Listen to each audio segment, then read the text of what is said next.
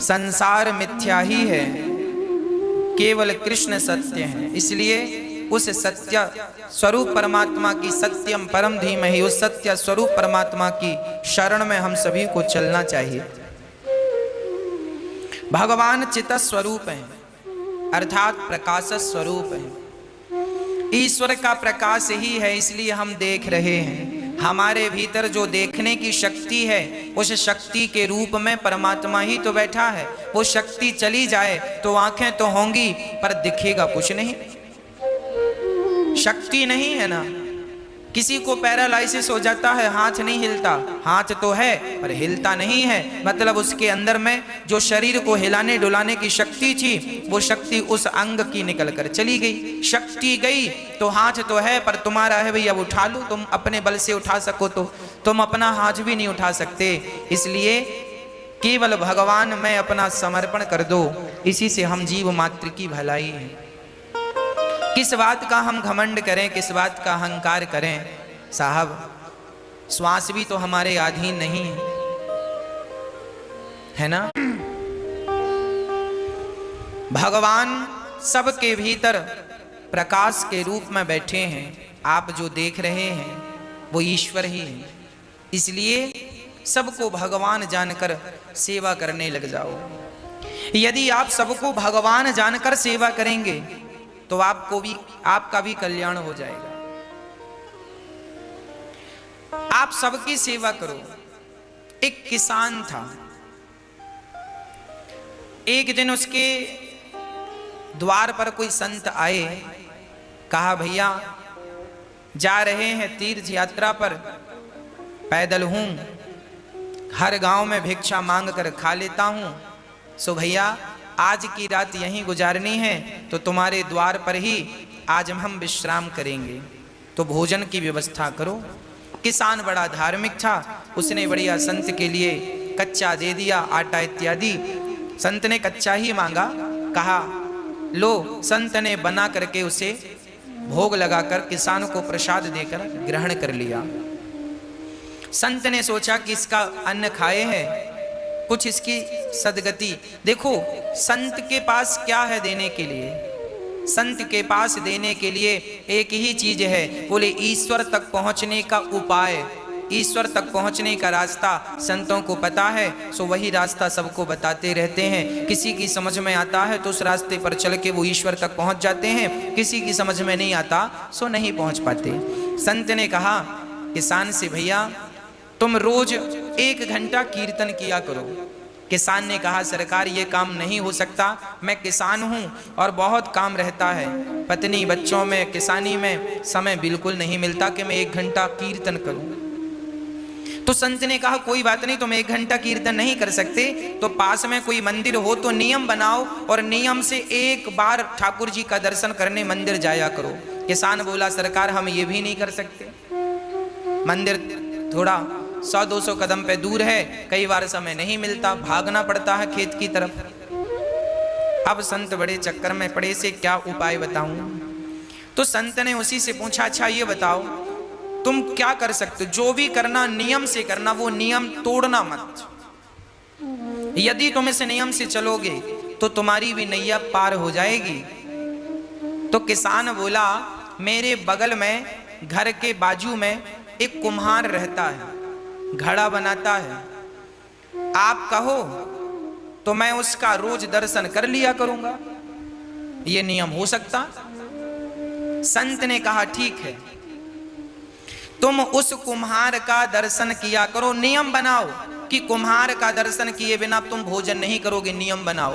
और कुम्हार को इस भाव से देखोगे कि ये भगवान है, और देखकर राम राम जरूर कर लेना भैया, राम राम, और ठाकुर जी का दर्शन कर लेना, उनमें ही वो ईश्वर है ये सोचकर। भले तुम्हें शुरू में ऐसा लगेगा ये कुम्हार है, ये कुम्हार है, पर धीरे धीरे उसे कुम्हार ना कहकर उसे भगवान जानकर उसको दूर से प्रणाम कर लेना, और देखे बिना ये नियम बनाओ कि भोजन नहीं करोगे।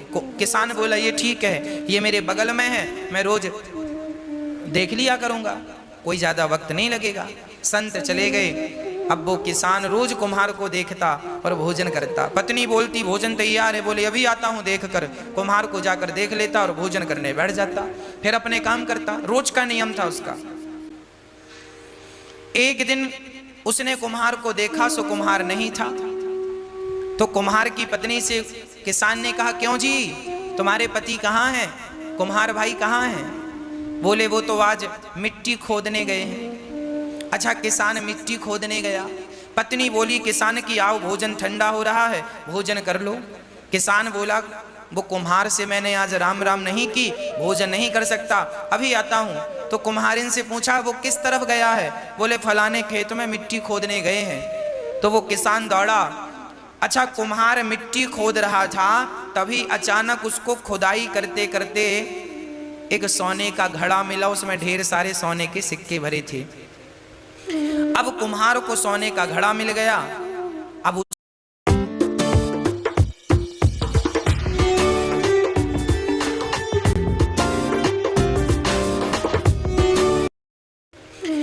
कुम्हार को सोने का घड़ा मिल गया। अब उसने देखा कि हमें किसी ने देखा तो नहीं। तब तक दौड़ा दौड़ा किसान आ रहा था, और जैसे ही किसान आया तो कुम्हार को देख लिया, और कुम्हार को देखकर किसान वापस जाने लगा। राम राम भैया। कुम्हार को किसान भगवान के रूप में देखता था और राम राम रोज करता था, राम राम। वो किसान जाने लगा। अच्छा, कुम्हार को क्या लगा कि इसने देख लिया, तो कुम्हार ने आवाज लगाया, भैया रुको। तो किसान ने कहा ना, रुकने की जरूरत नहीं है, हमने तो देख लिया। किसान तो ये कह रहा था कि हमने तुम्हें देख लिया, पर कुम्हार को लगा इसने सोने का घड़ा देख लिया। तो फिर आवाज लगाई कुम्हार ने, सुनो देख लिया है सो किसी से कहना मत, आधा तुम रख लो आधा हम रख लेते हैं। तो किसान रुका, बोले किसकी बात कर रहा है? किसान गया और जाकर देखा तो दोनों देख के दंग रह गए। ढेर सारा धन उन्हें जमीन के भीतर गड़ा हुआ मिल गया। दोनों ने आपस में बांटकर उस धन से साधु संतों की सेवा स्टार्ट करी, और उस किसान ने पूरी बात बताई कि एक संत को मैंने केवल एक दिन का भोजन कराया, उस भोजन कराने का फल यह है कि उन्होंने मुझे नियम में बांध दिया, और आज उस नियम में बंधने के कारण विधाता ने मेरी सारी दरिद्रता दूर कर दी, मेरा धन धान्य से घर भर दिया। एक बार किसी भूखे व्यक्ति को भोजन कराने का ये फल है कि देर सवेर ईश्वर तुम्हें धनवान बनाएंगे बनाएंगे बनाएंगे। आप एक नियम बनाओ कि रोज भगवान का कीर्तन करेंगे, रोज भगवान का नाम जपेंगे। बिना नाम जपे, बिना कीर्तन किए, बिना ईश्वर का दर्शन किए भोजन ग्रहण नहीं करेंगे। ये नियम, जो व्यक्ति नियम से चलता है उसे भगवत प्राप्ति निश्चित होती है। इसलिए नियम जरूरी है जीवन में। संयम और नियम, संयमी बनो, भोग और विलास से मन को हटाओ और ईश्वर के प्रेम के नियम में बंध जाओ। यही है आनंद।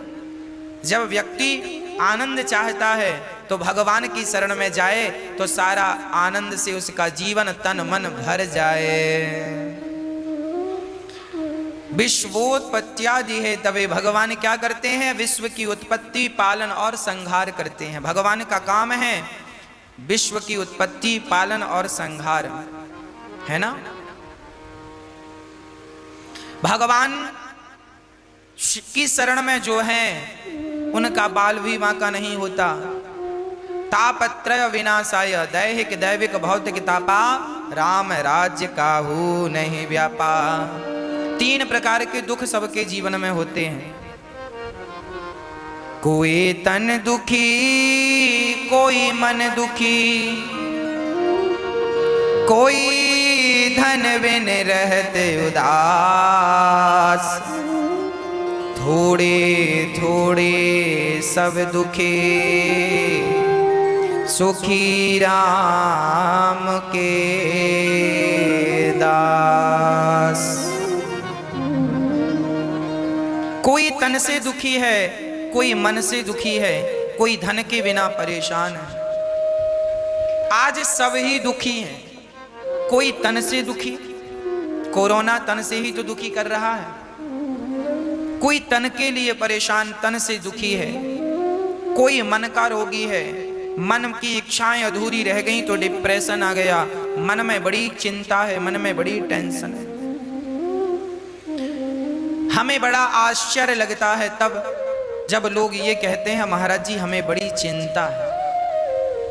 हमें सुनकर बड़ा आश्चर्य लगता है तब जब लोग ये कहते हैं कि फला व्यक्ति डिप्रेशन में चले गए।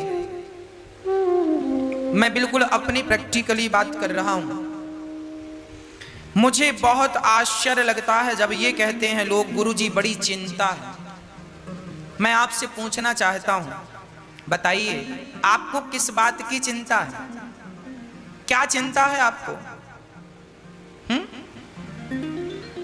जो हो रहा है क्या वो तुम्हारी मर्जी से हो रहा है? नहीं, ईश्वर की मर्जी से हो रहा है। अच्छा, जो कल हुआ क्या वो तुम्हारी मर्जी से हुआ? वो भी ईश्वर की मर्जी से। और कल जो होगा वो भी किसकी मर्जी से? क्या तुम्हारी और हमारी? अरे वो भी विधाता की मर्जी से। जब उसी की मर्जी का हो रहा था, उसी की मर्जी का हो रहा है और उसी की मर्जी का होना है, तो तुम किस बात की चिंता कर रहे हो भैया? क्यों दुबले हो रहे हो चिंता कर करके? क्या चिंता है? जो होना है वो होके रहेगा। चिंता मत करो, परमात्मा का चिंतन करो, नेगेटिविटी मिटा दो। नेगेटिव जो सोच है आपकी, नकारात्मकता है, समाप्त कर दो। सदा पॉजिटिव रहा करो, सकारात्मक रहा करो। हम चिंता क्यों करें?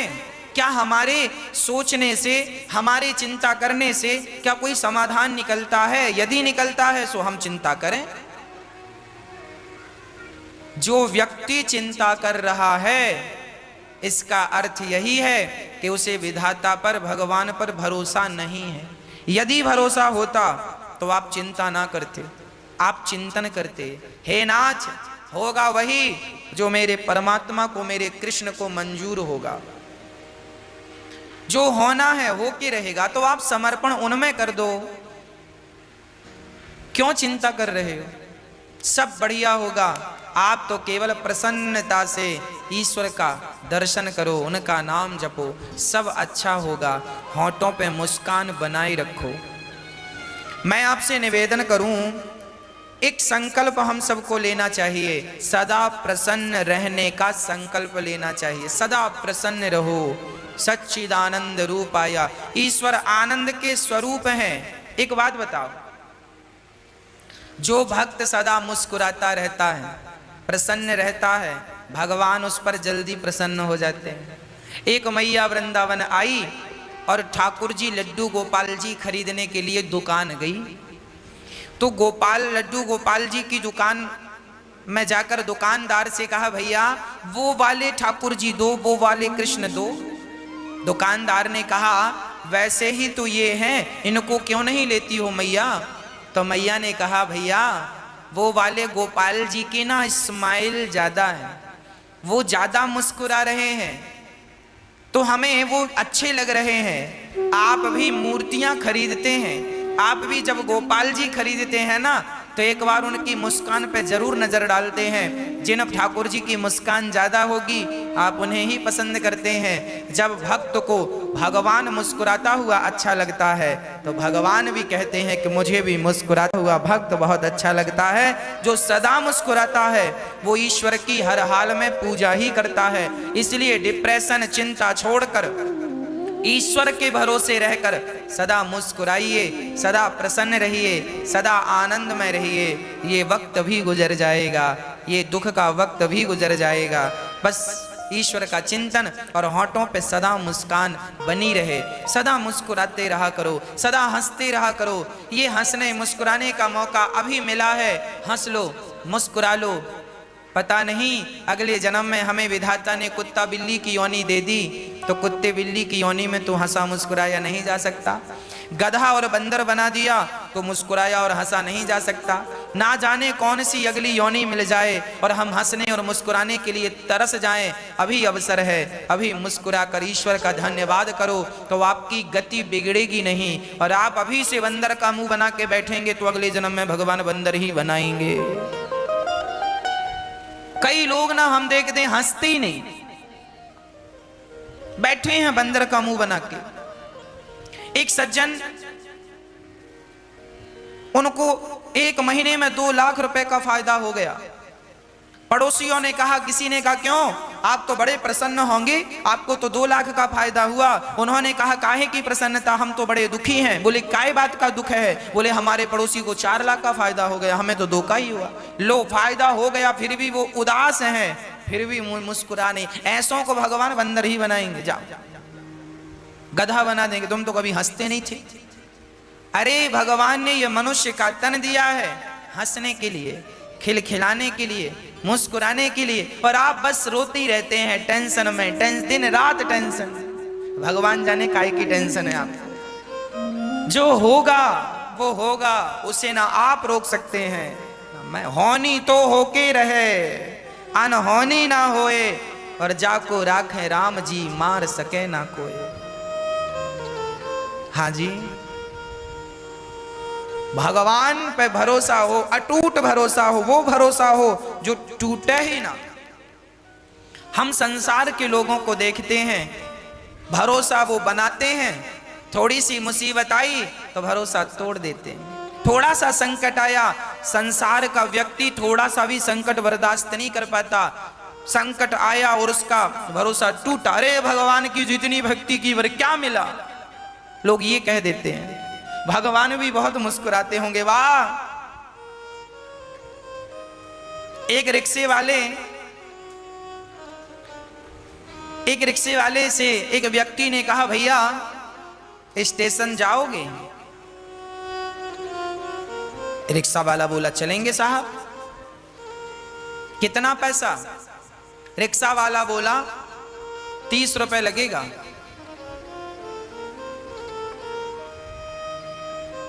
तो वो व्यक्ति बोला, भैया मैं बुजुर्ग हूं और 4 कदम की दूरी पे स्टेशन है, मैं स्टेशन सोसाइटी पे ही रहता हूं और इतने दूर का 30 रुपए लेगा? बाकी रिक्शे वाले तो मैं रोज 10 रुपए में जाता हूं और आज तुझे 30 रुपए चाहिए? 30 रुपए, इतनी सी बात का 30 रुपए मांग रहा है। दूसरे रिक्शे वाले, उस बुजुर्ग ने कहा, जा हम तेरे रिक्शे में नहीं बैठते। पीछे रिक्शे आया, उसने फिर पूछा, भैया स्टेशन तक जाना कितना? उसने कहा, बाबूजी 10 रुपए लगता है। अरे 10 रुपए लगता तो ये 30 रुपए क्यों बोल रहा है? सोचो, 10 रुपए का काम है और मांग कितना रहा है? 30 रुपए। उसी तरह हमारी हालत है। हमने भगवान का भजन तो 10 रुपए का किया, हमने भगवान को याद तो 10 रुपए का किया, और मांग कितने रहे? 30 रुपए दे दो भगवान।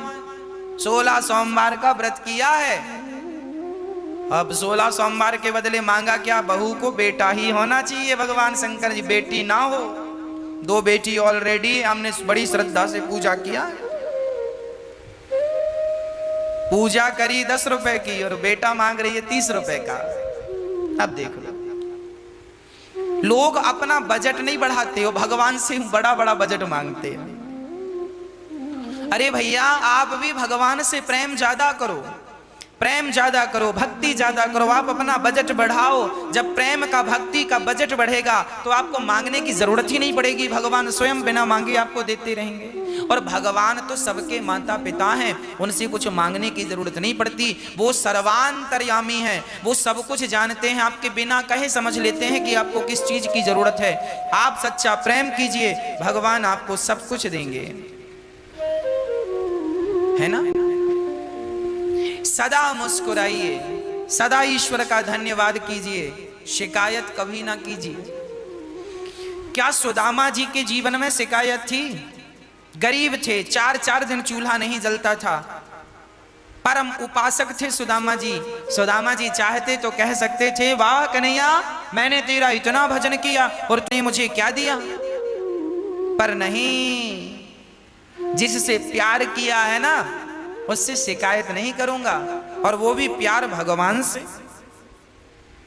कोई शिकायत नहीं। जहां प्रेम है वहां शिकायत नहीं है, और जहां शिकायत है वहां प्रेम नहीं है। इसलिए भगवान कहते हैं राम ही केवल प्रेम प्यारा, मुझे केवल प्यार करो, मुझे पैसा हीरा मोती सोना चांदी मत दो, फूल फूल फल मुझे कुछ मत दो, दूध दही मुझे कुछ मत दो, पर मुझे केवल भक्त प्यार करे।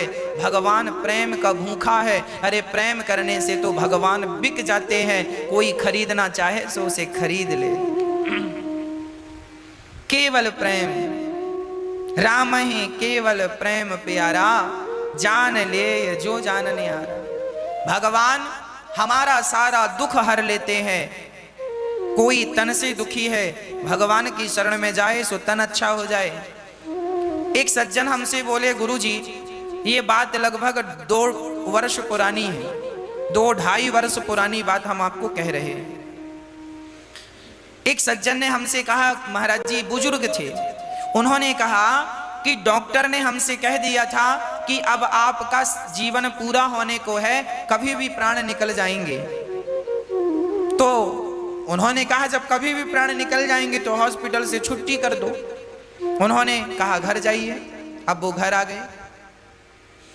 वो दादाजी कथा सुनने आए और पर्सनल हमसे मिले और उन्होंने कहा महाराज जी 3 साल पहले डॉक्टर ने कहा था कि तुम्हारा शरीर कह रहा है कि कभी भी प्राण निकल जाएंगे, पर महाराज जी देखो मैं भगवान की कथाएं निरंतर सुनता था, कीर्तन निरंतर करता था, तो आज 3 साल हो गए, अभी मैं स्वस्थ हूँ, काम भी कर लेता हूँ। डॉक्टर कह रहे थे कभी भी तुम मर जाओगे, और 3 साल से मैं स्वस्थ हूँ, काम कर रहा हूँ। डॉक्टरों के हिसाब से तो मैं मर गया हूँ, अब तो भगवान की दी जिंदगी को आनंद से जी रहा हूँ, इसलिए जो जिंदगी है उन्हीं के नाम कर दी है मैंने जिंदगी। हाँ जिंदगी अब तो मेरी तेरे नाम सावरे, जिंदगी अब तो मेरी तेरे नाम सावरे। बची हुई जिंदगी भगवान के नाम कर दो।